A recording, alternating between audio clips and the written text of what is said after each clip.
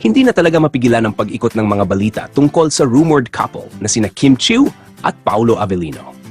Usap-usapan na naman sila matapos di umano'y mamataan nitong nagdaang Biyernes sa isang cozy at exclusive restaurant sa BGC para sa isang tahimik pero nakakakilig na dinner date sa kabila ng maulan na panahon. Ayon sa ilang sources, relaxed at casual lang umano ang dalawa habang kumakain. Tila sanay na sa ganitong mga simpleng moments together. Kapansin-pansin rin umano ang closeness ng dalawa, laging nagkakatitigan at nagtatawanan habang abala sa kanilang pagkain. Parang silang dalawa lang ang tao sa mundo, ayon sa isa sa mga sources. Bagamat hindi nagpo-post ang dalawa ng kahit anong detalye sa kanilang social media accounts tungkol sa nasabing gabi, lalo lang nitong pinainit ang mga spekulasyon na talagang may namumuo sa likod ng kamera.